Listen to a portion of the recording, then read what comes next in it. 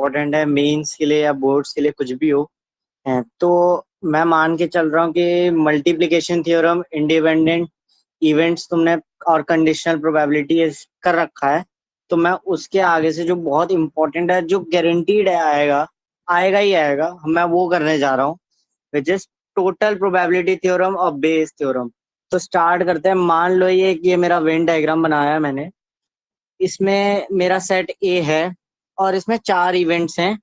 E- मैंने divide कर दिया, ये वाला पोर्शन E1 है और ये वाला E2 है, ये वाला E3 है और ये वाला जो बचा है ये E4 है। ये मत समझना ये E4 बाहर लिखा तो इसका मतलब ये ऐसा नहीं है। ठीक है। तो अब ध्यान से सुनो। अगर मैं इसकी प्रोबेबिलिटी लिखना चाहूं, अगर मैं इसकी प्रोबेबिलिटी ऑफ ए पूरा लिखना चाहूं, तो मैं क्या लिख सकता हूँ? अब तक इतनी जो तुमने सेट्स जो भी पढ़ा है 11th का, क्या मैं इस वाले पोर्शन को ये लिख सकता हूँ? ये जो E1 इतना सारा है, मान लो ये E1, ये जो पूरा ये जो डब्बा बनाया ना मैंने, ये जो ये ऐसे ऐसे यहाँ पे है, पूरा एरिया, मान लो ये E1 है। ठीक है। ठीक है। मान लो ये पूरा पोर्शन E1 है और अगर मैं इस पोर्शन की बात करूं, तो क्या मैं इसे ये सकता हूँ प्रोबेबिलिटी? अब मैं प्रोबेबिलिटी के टर्म्स में बोल रहा हूँ, तो क्या मैं कह सकता हूँ E1 इंटरसेक्शन ए, है ना भाई? ए पूरा सेट है और E1, ये जो हल्का सा पोर्शन है, ये E1 और ए का इंटरसेक्शन है। ऐसे ही इस वाले पोर्शन को मैं लिख सकता हूँ probability of E2 intersection A, ऐसी as it is probability of E3 intersection A, ऐसे as it is E4 intersection A. लिख सकता हूँ ना मैं? समझ में आया? आगे बढ़ता हूँ। अगर अब तुम्हें इतना समझ में आ गया है, अच्छा अब इवेंट कितने भी हो सकते हैं, एन टाइम्स हम ऐड करते चले जाएंगे। ठीक है। तो प्रोबेबिलिटी ऑफ ए को मैंने अभी क्या लिखा? ठीक है। प्रोबेबिलिटी ऑफ ये E1, सॉरी ये क्या लिखा है, एक सेकेंड। मैंने प्रोबेबिलिटी, हाँ, E1 intersection A plus E2 intersection A plus E3। आज राइटिंग बहुत खराब है क्योंकि बहुत टाइम बाद लिख रहा हूँ मैं इसमें। ठीक है। चलो अभी मैं E2 तक ही लिख लेता हूँ, बाकी तो मैं अभी एज इट इज बता ही दूंगा। ठीक है, सेम ही है, कुछ खास नहीं है। तुमने इंडिपेंडेंट इवेंट्स पढ़े हुए हैं? मैं थोड़ा सा कंडीशनल प्रोबेबिलिटी का तुम्हें थोड़ा सा आइडिया दे ही देता हूँ। तुम एक बात बताओ, तुम प्रोबेबिलिटी ऑफ E1 को क्या लिखते थे? कुछ याद है कि E1 इंटरसेक्शन ए अपॉन में P E1, कुछ ऐसे ही लिखते थे ना? मान लो अगर मैं P A अपॉन में ऐसे, ये इसका मतलब क्या होता था कि E1 गिवन है और ए हमें मतलब रिस्पेक्ट में निकालना है प्रोबेबिलिटी। इतना पढ़ा था ना, मैं इसको एक्सप्लेन नहीं कर रहा। तो अगर मैं इस E1 को इधर भेज दूं क्रॉस मल्टीप्लाई करके, तो मैं E1 इंटरसेक्शन ए को ये लिख सकता ना, probability of E1 into probability of A/E1। समझ में आया? ऐसे ही मैं E2 के लिए भी सेम एज इट इज लिख सकता हूँ। यहाँ पे E2 आ जाएगा और यहाँ भी E2 आ जाएगा। तो मैं लिखने जा रहा हूँ, ठीक है, इसी चीज को लिखने जा रहा हूँ, जल्दी से लिखने जा रहा हूँ मैं। तो probability of A is equals to probability of E1 into probability of, sorry, A/E1 plus probability of E2 by probability of A/E2। इतना समझ में आया? अब मान लो यहाँ E3 भी है, तो वही उसी स्टेटमेंट को मैंने लिख दिया। यहाँ तुम E3 भी ऐड कर देना, कोई दिक्कत नहीं है। तो यहाँ पे ऐसी एज इट इज ये चलता रहता है। चलो मैं अभी इतना ही ले लेता हूँ।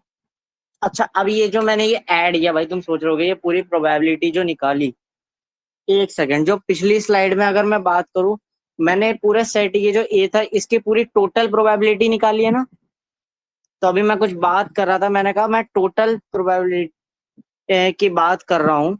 तो इसमें मैंने कुछ टोटल प्रोबेबिलिटी थ्योरम और बेस थ्योरम की मैंने बात की थी। तो इसमें जो ये जो मैंने ऐड किया ना, ये पूरा टोटल, इसी को कहते हैं टोटल प्रोबेबिलिटी थ्योरम। इसको लिखते हैं TBT, शॉर्ट फॉर्म में लिख सकते हो, TBT लिख सकते हैं। आगे बढ़ते हैं। ऐसे मैं अभी एग्जाम्पल भी लूंगा, अच्छे खासे एग्जाम्पल भी लूंगा। अब बेस थ्योरम का मतलब क्या होता है एक्चुअल में ना, बेस थ्योरम और टोटल प्रोबेबिलिटी थ्योरम भैया एक ही चीजें हैं, एक ही भाई बहन है, कुछ वो नहीं है, मतलब कुछ फर्क वरक तो है नहीं इनमें, ठीक है। तो मैं बात करता हूँ बेस थ्योरम की। टोटल प्रोबेबिलिटी थ्योरम का ये एक एडवांस पार्ट है बेस थ्योरम। बात करते हैं बेस थ्योरम में क्या होता है कि उसमें पहले ही कुछ गिवन होता है। तो अगर मैं बेस थ्योरम की बात करूं, मान लो एक एलिमेंट है, एलिमेंट क्या जैसे ई आई बाई ए इसका मतलब क्या है कि ए हो चुका है ना, ए हो चुका है जो हमने पिछली साइड में निकाला, है ना। ए हमारा प्रोबेबिलिटी ऑफ ए हो चुका है, और हमें बोल रहा है ये E1 की रिस्पेक्ट में, मतलब E1 की हमें प्रोबेबिलिटी बताओ जब ए हो चुका है। ए यानी ये जो पूरी जो टोटल प्रोबेबिलिटी थ्योरम निकाली ना ये। अब ये ए का मतलब क्या है जरा ध्यान से देखो भाई। ये प्रोबेबिलिटी ऑफ ए को तो मैं नीचे लिख देता हूँ, पूरी टोटल प्रोबेबिलिटी जितनी भी हमने निकाली, E1 into A by E1 plus ये ऐड करते जाना। स्लाइड में जगह बहुत कम है तो E3 तक जितने भी टाइम से ऐड करते जाना, और इसमें हमें बोलिए E1 की बात बताओ। तो प्रोबेबिलिटी ऑफ E1 इंटू वही ए बाई E1, ये है हमारी बेस थ्योरम। क्या है ये हमारी बेस थ्योरम। इवेंट्स कितने भी हो सकते हैं, दिक्कत नहीं है। क्या ये समझ में आया टोटल प्रोबेबिलिटी थ्योरम और ये बेस थ्योरम में डिफरेंस क्या है? कुछ फर्क नहीं है ज्यादा। टीबीटी में हम पूरी टोटल प्रोबेबिलिटी निकाल देते हैं, बेस थ्योरम में हम एक पार्ट को उसके रिस्पेक्ट में, जो टोटल है उसके रिस्पेक्ट में लिख देते हैं, बस और कुछ नहीं है। एग्जाम्पल लेता हूँ जो बोर्ड में बहुत आते हैं, जेई मेंस में भी काफी बार आते हैं। आगे बात करते हैं मोस्ट इंपॉर्टेंट टॉपिक की। मैंने बात कर लिया टॉपिक, तो अब हमने पढ़ लिया। तो अब बात करते हैं भाई इसको सॉल्व कैसे, क्या करते क्या है इसमें भाई। क्वेश्चंस तो सिखाओ, एग्जाम्पल तो बताओ। तो पहला एग्जाम्पल लेता हूं मैं, बैग एंड बॉल्स का। बैग एंड बॉल्स, भाई बैग एंड बॉल्स का क्या मतलब कहना चाहते हो? अब क्वेश्चन बन जाता है, बन सकता है, बोर्ड में भी बन सकता है, जो अभी आने वाला है टर्म 2। मान लो दो बैग है ये बीकर लग रहे हैं, सॉरी, कोई नहीं। जिसमें 4 रेड बॉल है, 5 ग्रीन बॉल है,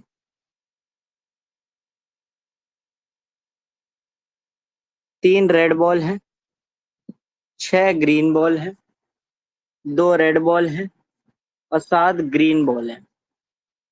ये बैग 1, ये बैग 2, BG लिखा है मैंने, BAG नहीं लिखा, बैग 2 बैग 3, ठीक है। बैग 1 बैग 2, अब मैंने बात क्या की, यू ड्रॉ 1 बॉल, हमने एक बॉल निकाली।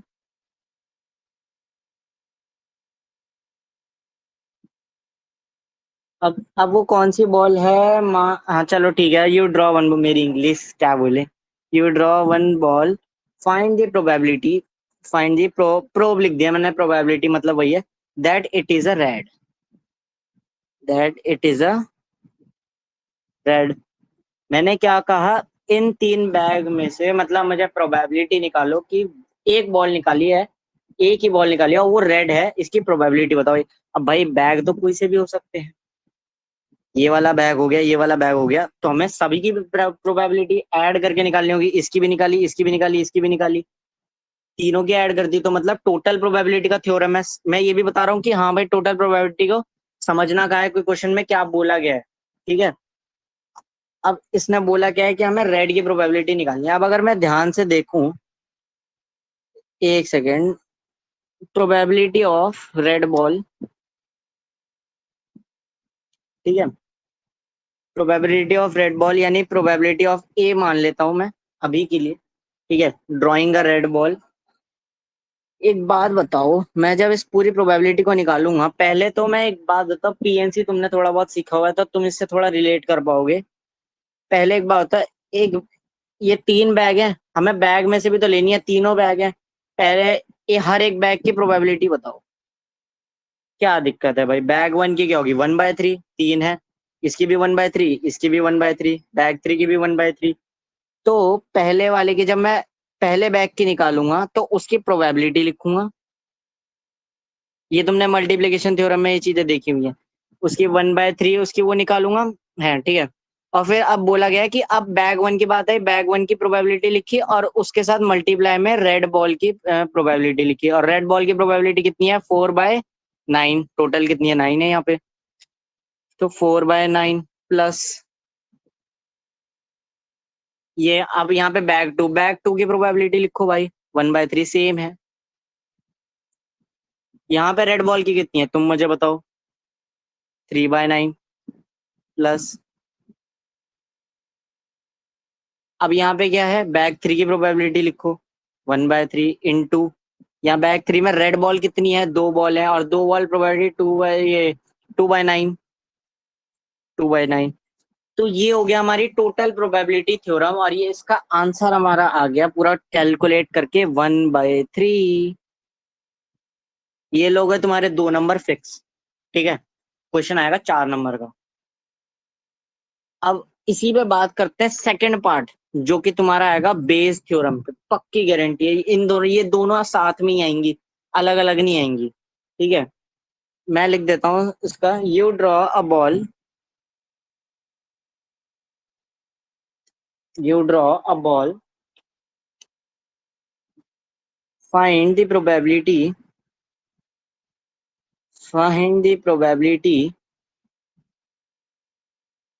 That it came from bag two. मैंने क्या कहा था बेस थ्योरम में, मैंने क्या कहा था कि प्रोबेबिलिटी टीबीटी जो हमारी टोटल प्रोबेबिलिटी थ्योरम है, उसी को रिस्पेक्ट में लिख के लिख देते हैं हम। अब इसने क्या कहा है कि भैया जो तुम हम टोटल प्रोबेबिलिटी जो तुमने निकाली भी है ना, उसमें से भी मुझे बैग टू की बताओ। तो बैग टू की मतलब क्या कहना चाह रहा है, मैंने तुम्हें उसका फॉर्मूला बताया था ना कि क्या करना होता है हमें, कि E1/A मान लो। अब इवेंट A1 जो हमारा है उसकी प्रोबेबिलिटी लिख दो, यही बताया था ना मैंने। अरे सोचो सोचो, यही तो लिखाया था कुछ।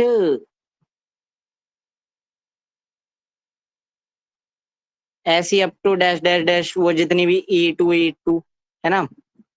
तो यही तो मतलब मैं कहना चाह रहा हूँ, इसने क्या बोला है, इसने क्या बोला कि जो हमारी बॉल है, मतलब एक बात बताओ, जो हमारी बॉल तो रेड होनी चाहिए है ना, ठीक है, एक वो हो गई। और जो हमारी जो बैग टू में से बोली गई है, बैग टू ये रेड है, इसका मतलब मैंने पीछे लिख दिया था।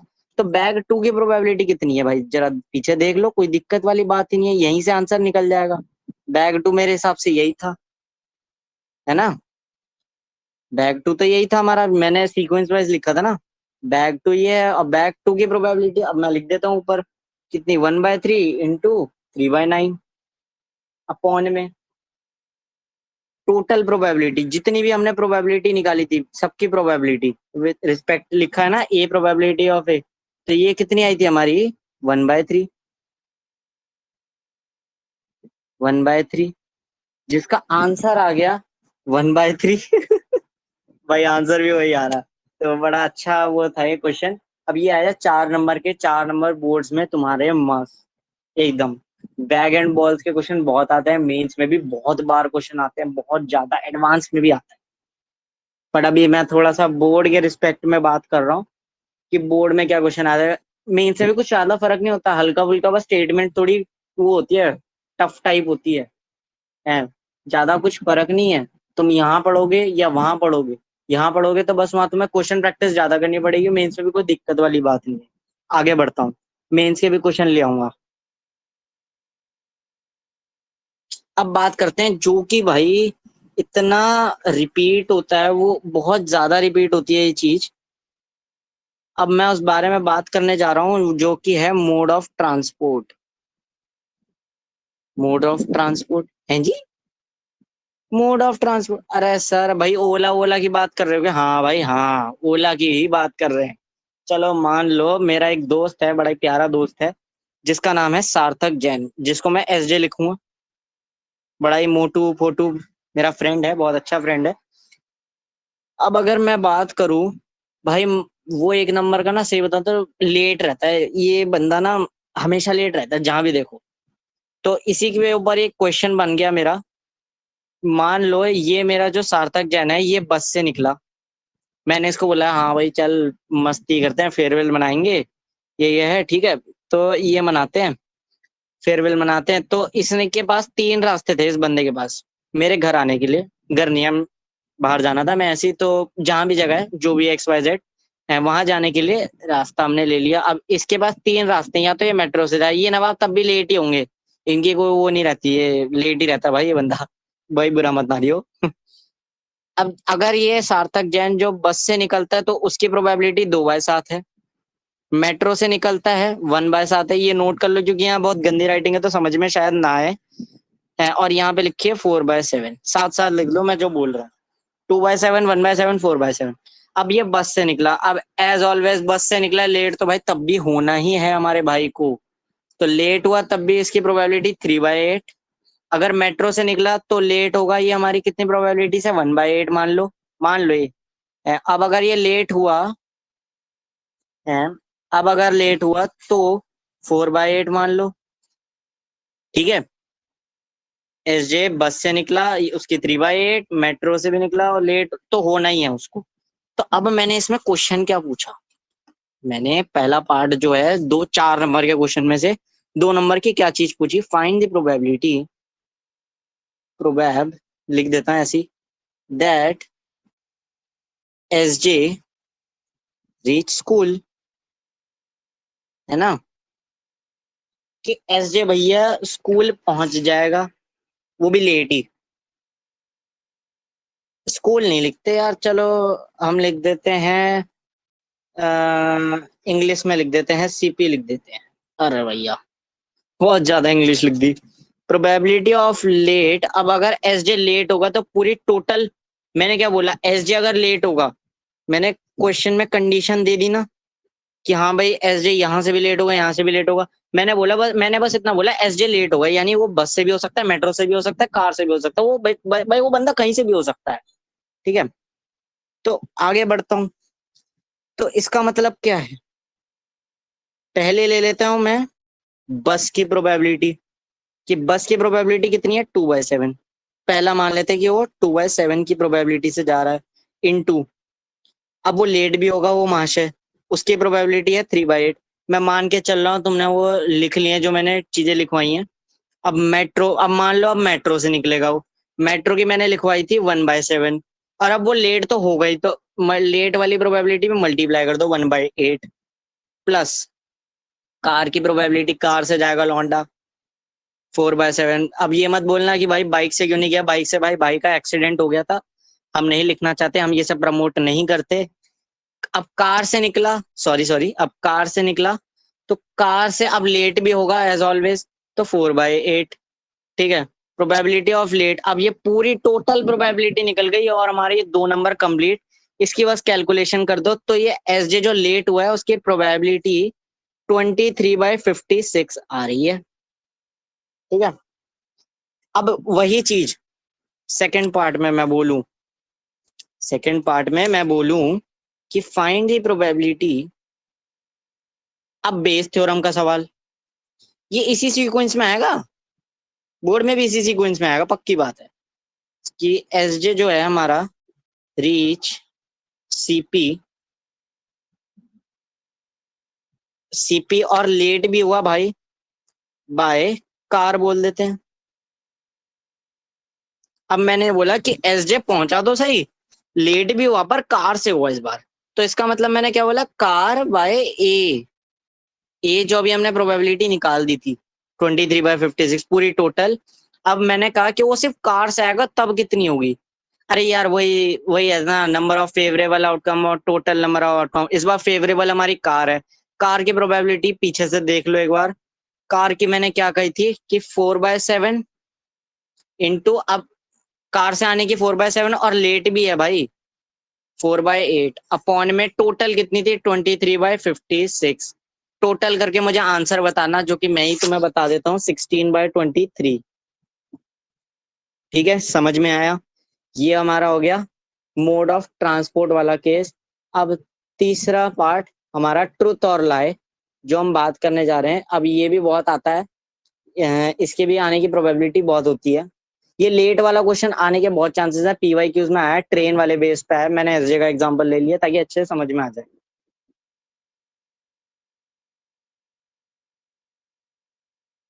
अब बात करता हूं मैं ट्रुथ और लाई के बारे में, झूठ और सच। इसके लिए मैं अपने एक प्यारे दोस्त जिसका नाम है आर्यन बेंस, फीट आर्यन बेंस हमारा बहुत अच्छा दोस्त है, इसके झूठ बोलने की प्रोबेबिलिटी हमेशा ज्यादा ही रहती है, तो मैं इनकी थोड़ी बात कम करूंगा। जो कि अब मैं बात करता हूँ, मान लो हमारा आर्यन को मैं ए से रिप्रेजेंट कर देता हूँ। अब ये जो आर्यन है, ये मान लो ट्रुथ या तो झूठ बोलेगा या सच बोलेगा। सच बोलने की प्रोबेबिलिटी 3/8 और झूठ बोलने की प्रोबेबिलिटी 5/8। झूठ ही बोलता है इसकी, तभी ज्यादा है इसकी प्रोबेबिलिटी। चलो, झूठ ही बोलता है ये बंदा। अब बात करता हूँ कि पहला पार्ट, ये ऐसे ही क्वेश्चन आएंगे, पक्की बात है, केस स्टडी बेस्ड हो चाहे कोई भी क्वेश्चन, ऐसी ही फॉर्मेट पे आएंगे। पहला होगा टीबीटी, दूसरा होगा उसी पे वही बेस थ्योरम। तो पहला बात, ए रोल्स यानी आर्यन बेन्स ए रोल्स अ डाइस। अब इसने एक डाइस खेला, हम मान लो मैं मेरा दोस्त और ये आर्यन खेल रहे थे, तो हम हुआ क्या, find the probability that he reports a 6, that he reports a 6। मतलब है, अगर मान लो हम खेल रहे हैं, अब भाई झूठ तो बोलते ही हैं, तो दैट ही रिपोर्ट्स अ 6। अब अगर क्या पता उसका 6 आया हो, एस जो मैं इधर उधर देख रहे हो और ये कह रहा है कि भाई मेरा तो 6 आया। अब ये भी हो सकता है कि ये सच बोले, क्या पता ये झूठ बोले।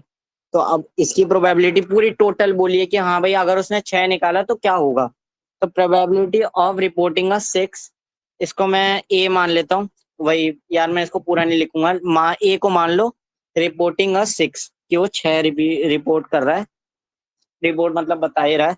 तो पहला क्या होगा, प्रोबेबिलिटी, अगर उसने मान लो यार चलो सही में सच बोल रहा है, प्रोबेबिलिटी मैंने 3/8 लिखवाई थी अभी।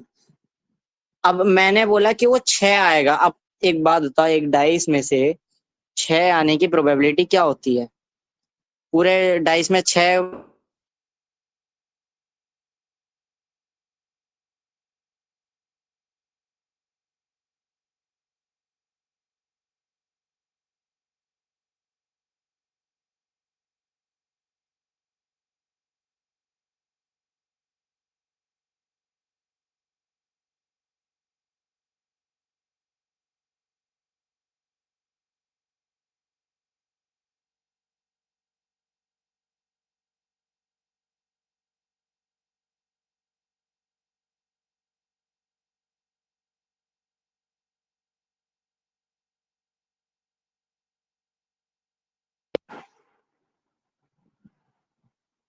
शायद नेटवर्क दिक्कत करा। तो मैंने ट्रुथ की बोली और झूठ की बोली। ट्रुथ की क्या है, 3/8 इंटू 1/6। और अगर मान लो वो झूठ बोल रहा है 5/8, अब झूठ बोल रहा है तो भाई 6 तो आया होगा नहीं। तो अब 6 ना आने की प्रोबेबिलिटी क्या होगी? 5/6, 1 में से माइनस कर दो, है ना? कोई दिक्कत इसमें? क्या कोई दिक्कत, कोई परेशानी? तो पी ऑफ ए जो हमारा आर्यन बेंस ने जो हमें 6 रिपोर्ट किया है, वो आया हमारा 7/12। तुमने कैलकुलेट कर लिया होगा, पॉज कर लेना, जो भी करना करना। या मैं तो कैलकुलेशन लिखवा ही रहा हूँ यार, छोटी मोटी कैलकुलेशन तुम एग्जाम में कर ही लोगे। सेकेंड पार्ट, पहला पार्ट बेस थ्योरम, क्या पता आर्यन बेंस ही नाम से क्वेश्चन आ जाए केस स्टडी में। क्योंकि आर्यन भाई सब जानते हैं, आर्यन भाई। तो एक, अब मान लो कि एक्चुअली 6 ही आया है। मैं लिख देता हूँ यार, मैं क्यों कंजूसी कर रहा हूँ। सेकेंड पार्ट, सेकेंड पार्ट में लिख देता हूँ, एक सेकंड, सॉरी। ये बोर्ड है ना, कभी कभार धोखा दे जाता है मुझे, अच्छा बोर्ड नहीं है ये। P actually 6। अब मान लो सही में सच आ गया भाई, तो भाई क्या होगा, एक्चुअली 6 आया तो मतलब सच ही, मतलब वही है, सच ही बोल रहा होगा लौंडा। तो 3/8 और सच बोलने की प्रोबेबिलिटी 1/6 अपॉन में टोटल कितनी थी, 7/12 जो कि निकाली थी। और सॉल्व करके मेरी शायद आ रही है 9/98, पता नहीं, मैं गारंटी नहीं दे सकता भाई, चेक कर लेना। ठीक है, क्या ये समझ में आया? टीबीटी और बेस थ्योरम का कॉम्बिनेशन कुछ नहीं है, ज्यादा है ही नहीं यार कुछ, समझ में आया होगा। अब कितना टाइम बचा हमारे पास? एक लास्ट कंसेप्ट और है इसमें, एग्जाम में तुक्के या गैस, गैस वाले क्वेश्चंस भी आते हैं एग्जाम में, गैस इसके थोड़े चांस कम है, बट ये जो ट्रेन वाला ट्रुथ, ट्रुथ वाला भी करने तो ये सारी हैं भाई, बट ये ट्रांसपोर्ट वाला तो भाई बार बार रिपीट होता है। और जो सबसे पहले वाला कराया था बस कार वाला, ये भी बहुत बार आता है। नहीं सॉरी, बस कार वाला मैंने, पता नहीं, अब मेरे को याद नहीं मैंने कौन सा पहले कराया था। एम तो आगे बढ़ते हैं, एग्जाम में गैस, वही तुक्केबाजी लिख दो यार, तुक्केबाजी। ठीक है, तुक्केबाजी। अब मान लो मेरा एक दोस्त है, मैं ही लिख लेता हूँ यार, अपना नाम लिख लेता हूँ, क्योंकि मेरी तुक्के मारने की आदत आदत है। अब एग्जाम है मेरा, या तो मेरे पास एक तरीका है चीटिंग करने का, या तो मेरे पास एक तरीका है गेस करने का, या तो मेरे को आंसर ही पता होगा जिसके चांसेस थोड़े ही कम ही हो। तो अगर मैं चीटिंग करता हूँ तो उसकी प्रोबेबिलिटी आती है 1/7 क्वेश्चन में। गेस करता हूँ तो 3/7, अगर मैं गेस करता हूँ 3/7 उसकी प्रोबेबिलिटी है। अगर मैं आंसर जानता हूँ, जो कि कम ही रहनी चाहिए, 3/7 ही मान लो। अब अगर मान लो चीटिंग की है मैंने, क्वेश्चन में गिवन है चीटिंग किया और मेरा आंसर करेक्ट हुआ, और करेक्ट होने की प्रोबेबिलिटी 4/5 दे रखी है। ठीक है, तो इसमें अब मुझे बोला क्या गया है कि find the probability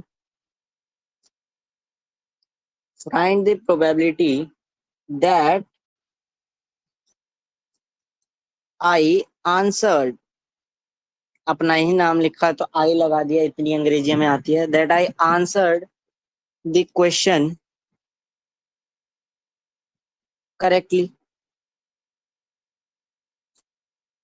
है ना भाई, that I answered the question correctly। अबे यार अब ये 25 स्लाइड हो चुकी हैं, तो मैं इसको सेव कर रहा हूँ, मैं नेक्स्ट स्लाइड पे आगे बढ़ रहा हूँ, एक सेकेंड। नेक्स्ट स्लाइड पे आगे बढ़ गया। मैंने क्या बोला, तुमने लिख लिया होगा कि आंसर अगर करेक्ट है, तो मान लो उसी प्रोबेबिलिटी को मैंने ए बोल दिया कि मेरे जो आंसर था वो करेक्ट है। तो मैंने, अब तुम पीछे से डाटा देख लो, चीटिंग की है। अब मान लो ये पहला केस मैंने चीटिंग की है और उससे मेरा सही आया, तो उसका आंसर क्या होगा, करेक्ट हुआ, तो 4/5 गिवन थी। अब ये जो गेस और नो की प्रोबेबिलिटी है, ये आपको ना थोड़े माइंडसेट से निकालनी पड़ेगी, अपने दिमाग से निकालनी पड़ेगी। ये क्वेश्चन में गिवन नहीं होती, ना ही मेंस में होगी ना ही बोर्ड्स में होगी। अगर बोर्ड्स में हुई तो आपकी किस्मत शायद ही हो, मुझे पता नहीं है अभी। 3/7, अगर अब गैस की मान लो, अब मैंने गैस करी तो 3/7। अब अगर गैस करी और सही हुई तो आप खुद बताओ क्या होगी, सोचो सोचो, क्या हो सकती है प्रोबेबिलिटी। एक बार मेरे को इसका लॉजिक बताना, मैं इसका खुद जानना चाहता हूँ कि भाई तुम्हें समझ में आया है कि नहीं, 1/4 है इसका। मेरे को एक बार ना लॉजिक बताना कमेंट में, ठीक है, कि भाई ऐसा क्यों हुआ एक्चुअल में। अब सेकंड, अब थर्ड केस, कि अब अगर तुम्हें आंसर पता हो, आंसर मैंने, मुझे पता है, माने मैं उसकी प्रोबेबिलिटी मैंने बोल दी थी 3/7। अब एक बात बताओ, अगर मुझे आंसर पता है तो उसकी प्रोबेबिलिटी तो पक्का ही होगी ना, सही है वो, तो इसकी प्रोबेबिलिटी 1। ठीक है, तो इसका आंसर आ गया, पूरा टोटल तुम कैलकुलेट कर लेना। ठीक है, समझ में आ गया होगा आई थिंक तुम्हें। आगे बढ़ता हूँ, अब इसी में सेकंड केस दे दिया। सेकंड केस में क्या दे दिया कि मान लो मैंने चीट करी है, तो चीट में से बताओ कितनी होगी, बताओ अब इसमें बताओ प्रोबेबिलिटी कितनी होगी कि मैं चीटिंग कर रहा हूँ, और और ये मतलब वही है, पूरी टोटल में से निकाल दो, बाइस थ्योरम, बेस थ्योरम का सवाल। चीट करी है मैंने तो मतलब 1/7 इंटू 4/5 अपॉन में टोटल कितनी है, जितनी भी मैंने पीछे गिवन है यार, ये तो तुम कैलकुलेट कर लेना, ठीक है। तो ये पूरी प्रोबेबिलिटी ऑफ ए यहाँ पे तुम लिख देना, आंसर ये हो जाएगा मेरा। तो आई होप समझ में आया हो प्रोबेबिलिटी, पूरी अच्छे से बड़े ही प्यार से समझाई हो मैंने, सारे कंसेप्ट कवर कर दिए मैंने इसके मोस्ट इम्पोर्टेंट प्रोबेबिलिटी के लिए, एकदम मोस्ट इम्पोर्टेंट। क्योंकि सही बताऊं तो सबसे जो मतलब मुश्किल लगता है ना, वो प्रोबेबिलिटी में यही वाला पार्ट लगता है, इसलिए मैंने ये वाला लिया, वरना तो कंडीशनल वगैरह भी ले लेता। बट वो बहुत इजी है, फॉर्मूला बेस्ड है, इसमें थोड़ा दिमाग लगाना पड़ता है, और दिमाग लगाने के वाले जितने भी टॉपिक्स थे वो मैंने बता ही दिए यहीं पे। तो एक दिल से वाली कहने वाली बात, थैंक यू। आई होप समझ में आया हो तो यार जरूर बताना। शॉर्ट ड्यूरेशन मतलब लेक्चर की कम ही रही, ज्यादा नहीं रखी। चलो मिलते हैं, बाय बाय।